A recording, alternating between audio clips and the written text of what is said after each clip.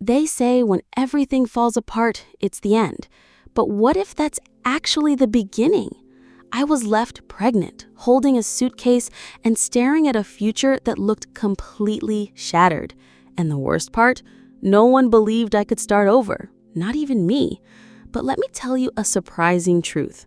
Sometimes having nothing is exactly where God chooses to build something eternal.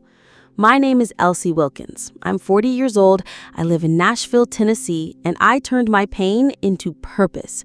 Today, I own a blessed bakery with a team that prays with me before we open and customers who walk in looking for sweets but find something more. They find hope. But it all started with some old flour, a borrowed oven, and a faith that refused to die. If you've ever felt discarded, unseen, or overlooked, this story is for you. Because I've learned firsthand that the rejection of a man can be God's way of pushing you into a destiny you never saw coming. And I'm not just talking about business, I'm talking about miracles. I still remember exactly how that moment felt. It wasn't just the abandonment. It was the weight of 2 lives on my shoulders, one of them still beating inside me. Mark didn't yell, didn't cry, didn't even hesitate. He just turned his back, like everything we'd lived through meant nothing.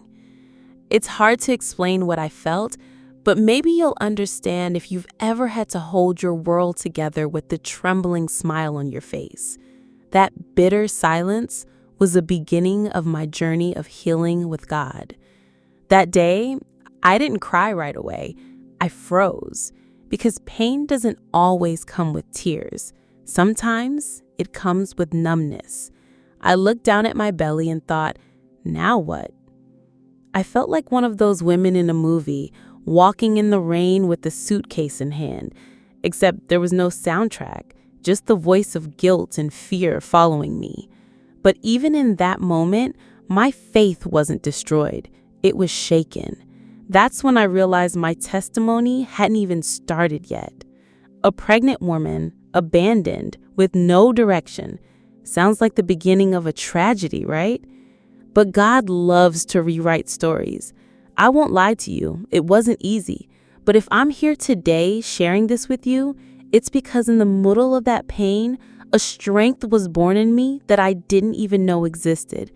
And maybe you, listening to this right now, are in a moment where everything feels like it's falling apart. But what if what feels like the end is exactly where everything is about to change? Going back to my mother's house felt like swallowing my pride dry, the kind that scratches your throat. I had left certain I was building my own life, and I came back almost 6 months pregnant with a half-packed suitcase. June, my mom, didn't say anything right away. She just hugged me tight, like she knew that words can't hold together someone who's broken inside. And right there, even with my heart in pieces, I started to realize that healing with God doesn't begin when everything is fixed. It begins when you're welcomed in the middle of the chaos. The room I went back to was tiny, with old furniture and a window that creaked. But for someone coming out of rejection, any place with the roof felt like a palace. That first night, I listened to the rain hitting the roof and cried. It wasn't just sadness. It was a mix of fear and relief. I had no idea how I was going to raise a child alone, but I knew I wasn't completely alone because even wounded, I still believed. That fragile beginning laid the foundation for my testimony of faith. Some people think starting over is like pushing a button, but it's not. Starting over is stepping out of your shame and having the courage to ask for help. It's looking at an empty fridge and deciding not to give up. Back then, the most I could do was get out of bed and make some cinnamon tea, and that was already a victory. If you're starting over, don't underestimate the little you can do today, because it's from that little that God can do so much, and it was only the beginning. No one ever taught me how to pray while crying, but during that time I learned. They weren't pretty prayers or organized ones. They were cries, whispers between sobs, broken words poured out. I talked to God like He was sitting right there on the edge of my bed, just listening. And you know what's amazing? He was listening. With every tear, God picked up a piece of who I was and began to rebuild me. That's when my real healing journey with Him began. Sometimes I would pray, Lord, just give me what I need for today. And He did. A phone call from my mom asking if I wanted dinner, a random Bible verse on the radio, a neighbor offering me some bread. Nothing big, but everything I needed. During that season, my faith didn't grow from grand miracles. It came from the small signs that reminded me I wasn't alone. That floor soaked with prayer became the foundation of my testimony, even when everything else around me still felt like ruins. Have you ever noticed how the most honest prayers usually come when you're too exhausted to pretend anymore? That's what happened to me. I learned to talk to God with no filter, no fear of looking weak. And then that space of painful intimacy, I started to see a quiet hope flicker. It wasn't a blazing revival. It was a single candle lit in the dark. And sometimes that little flame is all you need because it's already pointing towards something greater on the horizon. That tiny room became both my hiding place and my altar. Some days I could barely move between the bed, the makeshift crib, and the boxes of donated clothes. But it was there, in that small space, that my faith began to stretch. When you don't have much, all you can do is trust. And trust doesn't need room in your house. It needs room in your heart. I learned that healing with God doesn't depend on the size of your home, but on the size of your surrender. I started turning that little room into a place of prayer.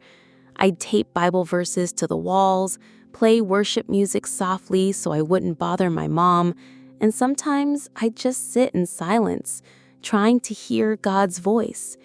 It felt like every inch of that room was being made holy through tears, prayers, and hope. There was no luxury, but His presence filled the space.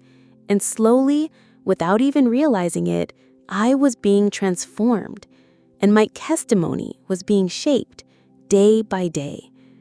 I used to joke with myself that faith needs to stretch like a muscle, and wow, did it hurt. But every day I woke up and chose to try again, even without answers, was a step forward. Faith isn't magic, it's endurance. And if you're in a season where everything feels too small, remember this. Even a mother's belly looks too small before it carries a miracle. It was my mom who insisted I go to church that Sunday.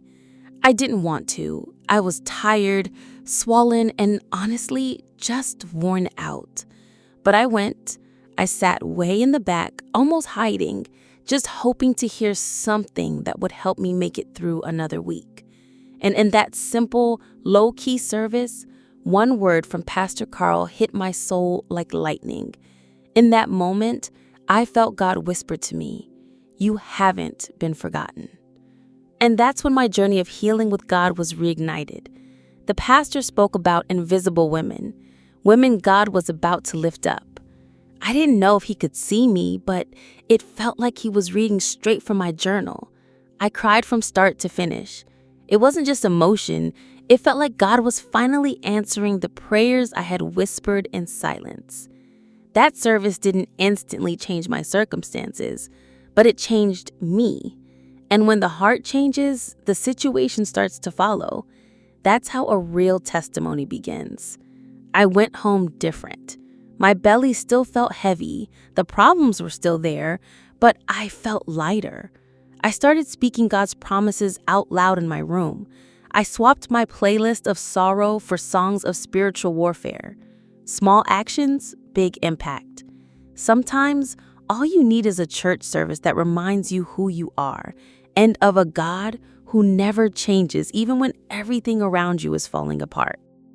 It was one of those days when all you want is a distraction from the pain, so I decided to bake a cake. A simple cornmeal cake with fennel seeds, using whatever was left in my mom's pantry. As I mixed the batter, I felt a strange sense of peace. Like for a few minutes, I was in the right place, doing the right thing. When it was done, the smell filled the whole house. And then our neighbor, Mrs. Angela, clapped at the gate and asked if I was selling it.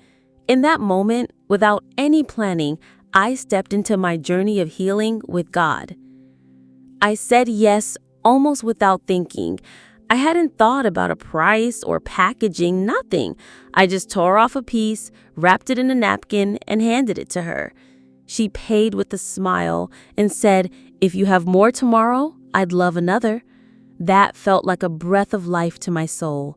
I thought I had nothing left to offer, but right then I realized I could still bring sweetness into someone else's life. That was the first brick laid in the foundation of my testimony. I started baking a small cake every day. At first, just to keep my mind busy. Then, to help with the bills. And the more I poured myself into that little kitchen, the more God gave me signs that this was the start of something bigger. Sometimes God's answers show up in the sound of someone calling from the gate, in a smell that crosses over fences, or in the courage to say yes to something that seems small. And when He starts something, just wait and see what comes next. The next day, I baked another cake, this time chocolate with bits of banana. Mrs. Angela came back, raved about it, bought 2 more slices, and even brought her sister who lived on the next street. Suddenly, people were stopping by the gate asking, "Is this where they sell that delicious cake?" I was stunned. It felt like God was whispering my name throughout the neighborhood. And there, in the middle of shy little batches, the sweet aroma of a God-led comeback began to spread. There was no social media, no fancy display, no printed menu, just me, my cakes, and a tired smile filled with hope. With every compliment, my self-esteem, which had been buried, started to lift its head.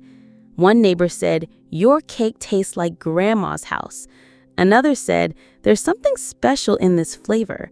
And I knew what it was. It was prayer. It was faith mixed right in with the baking powder. And that's what gave flavor to my testimony. I started writing down orders in an old notebook.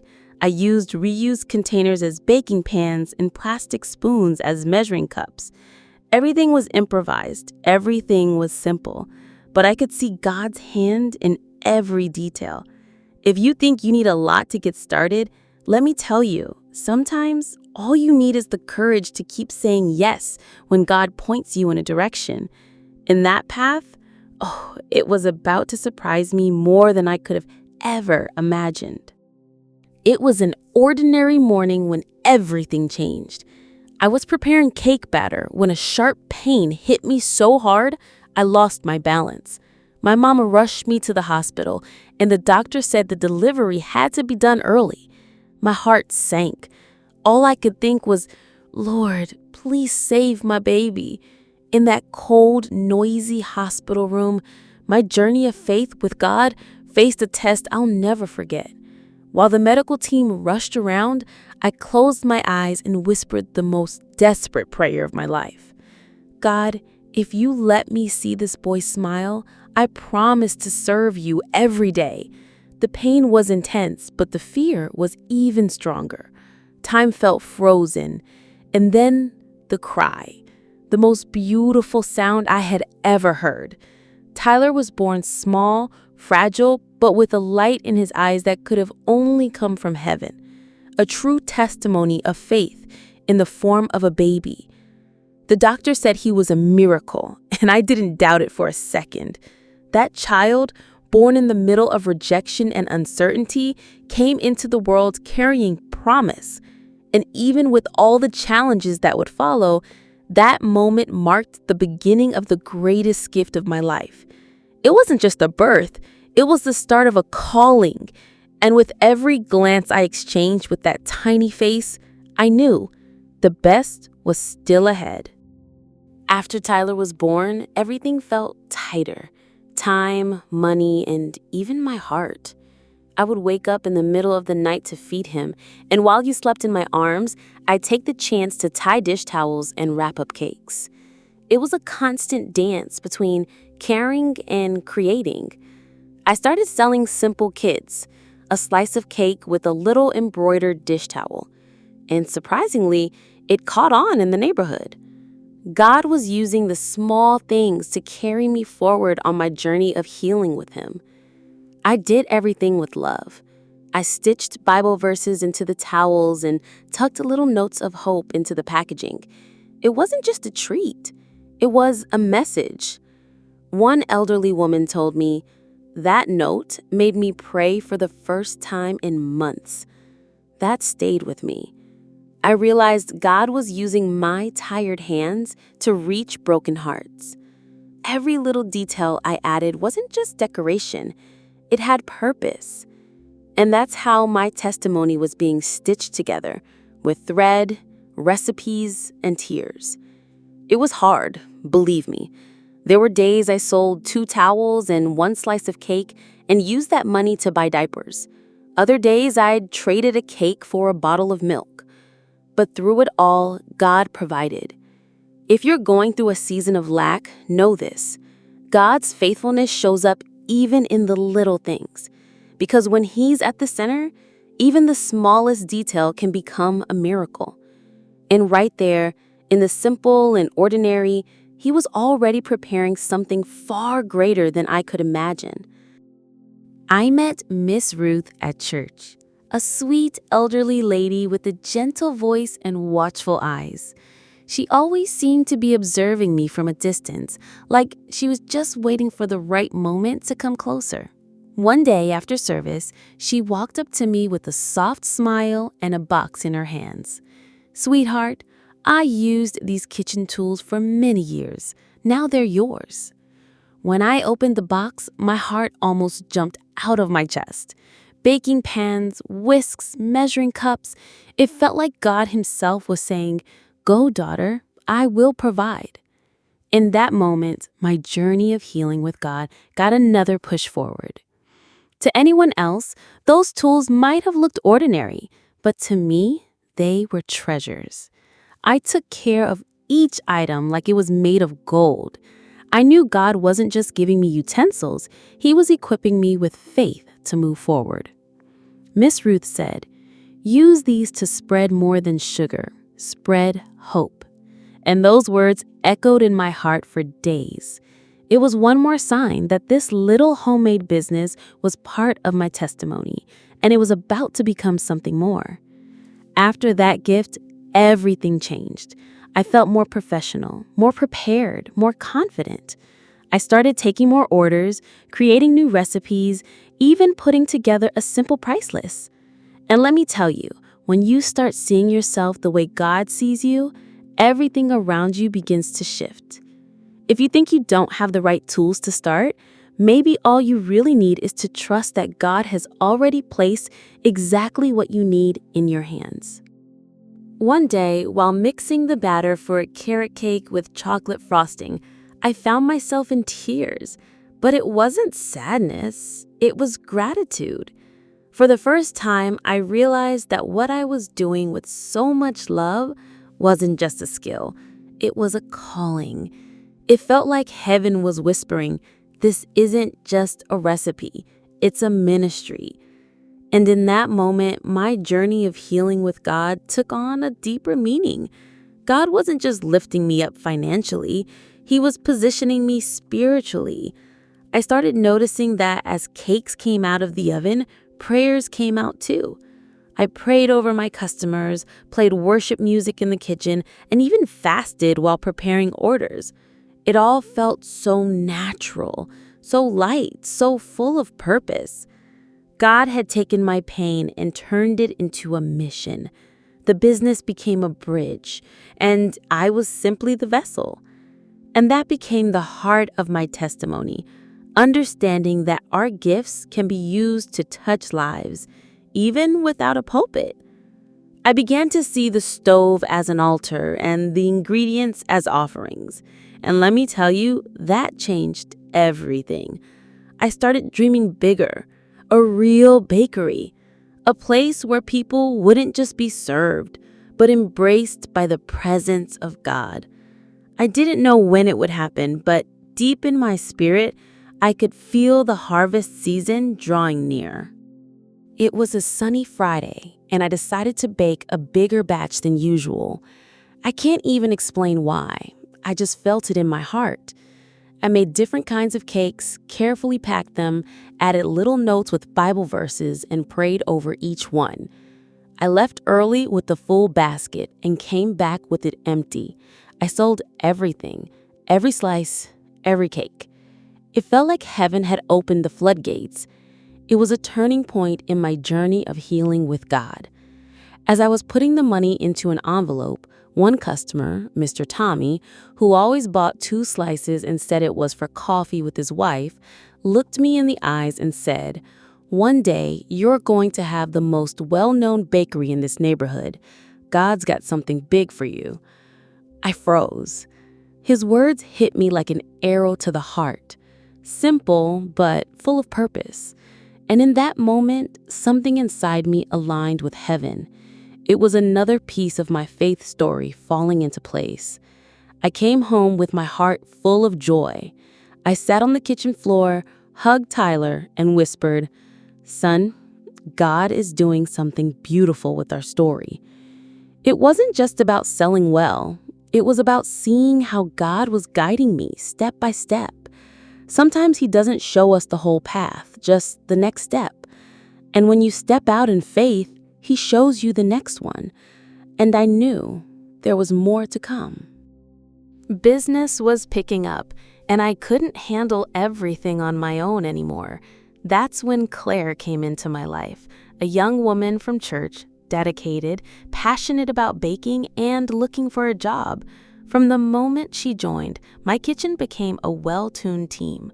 I handled the baking, she took care of the finishing touches. But before her first shift, we did something that became a tradition. Right there between sugar and flour, we held hands and prayed. That was the first service at the register, and with it, a new chapter of my journey with God began. Claire brought joy, fresh ideas, and deep faith. Sometimes, while decorating cakes, we'd sing worship songs and talk about God's promises. It was more than just work. It felt like ministry disguised as customer service. Claire used to say, "This place is more than a bakery. It's a place of healing." And she wasn't wrong. People would walk out touched, sometimes just from a slice of cake. The atmosphere carried the weight of heaven, and that only made my faith story stronger. We decided to put a Bible verse next to the register. We'd switch it out every week. Some people would stop, read it, and start crying. Others would ask for prayer. A small shop filled with the smell of vanilla had become a meeting place between heaven and earth. And I began to realize God was building something far bigger than I could ever imagine, because when He builds it with you, even the walls become part of the testimony. Over time, orders started coming in from other neighborhoods. People I had never seen before would show up saying, "I heard about the cake with the Bible verse." That was it. It wasn't just the taste. It was the presence. The little notes with scripture started touching people in ways I never expected. One customer told me that after reading a psalm taped to her box, she decided to go back to church. I saw the essence of overcoming with God being shared, slice by slice. One day, a man came in, bought 3 cakes, and left without saying much. A week later, he came back just to say, "I read that verse and called my daughter after years of not speaking to her." Thank you. That moment broke me. It felt like God was using each recipe as a tool for reconciliation. and I began to understand. My mission wasn't just to sweeten mouths, but hearts. That was the true yeast of my faith journey. It didn't take long for the bakery to become known not just for the quality, but for the atmosphere. There was something in that place people could feel but couldn't explain. Customers came back not just for the sweets, but for the peace.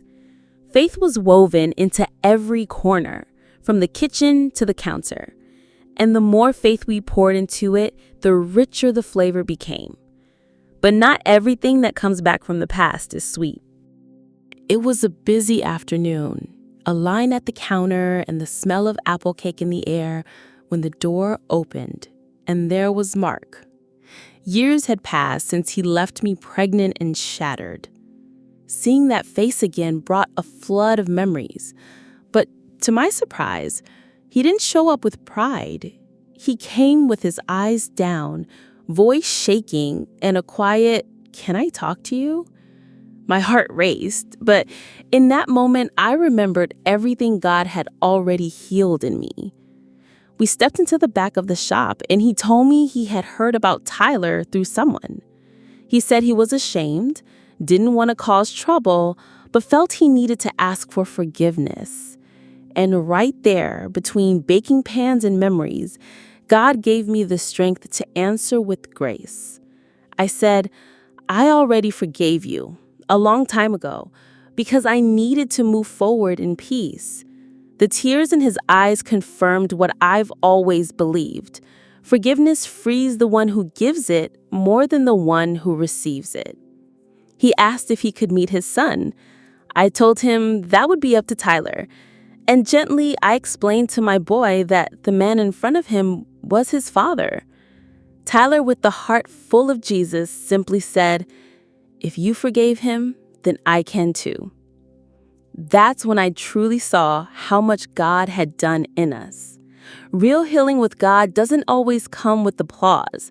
Sometimes it shows up as a hard conversation, wrapped in the scent of the past, but filled with redemption. I met Mason Carter through Pastor Carl, a young man from the community who had just come out of a recovery center. When he walked into the bakery, I saw in his eyes what I once saw in mine, a mix of desperation and hope. He didn't have experience, but he had the will. And I knew how powerful it is when someone believes in you. After all, that's exactly what Jesus did for me. At first, Mason was quiet and unsure of himself. He was scared to mess up, even when sweeping the floor. But I chose to invest more than just a job in him. I invested time, guidance, and prayer. Every morning before we opened, we'd have a moment of worship. And it was in that atmosphere of faith that Mason began to grow. One day he said, "Miss Elsie, this isn't just a job. This is my second chance at life." A few months later, Mason had become an example to everyone. He took over the counter, memorized Bible verses, and greeted customers with a smile he never used to have. Most people just saw an employee, but I saw a miracle standing behind the counter. God was showing me that my bakery was more than a business. It was a place of restoration through faith, and Mason's story was living proof of that. From the very beginning, I promised myself the bakery wouldn't just be a way to make a living. It would be an altar. Every batch, every decorated cake, every customer we served was dedicated to God. We prayed together before opening, played soft worship music in the background, and wrote Bible verses on the packaging. It wasn't marketing. It was conviction. That place felt like a little piece of heaven in Nashville. I remember a day when everything went wrong. The oven broke, ingredients were delayed, and a customer complained loudly.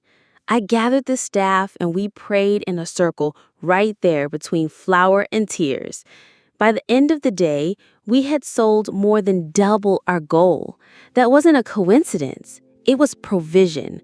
God was in control even when everything seemed to fall apart. And that gave us peace, even under pressure. People started to notice.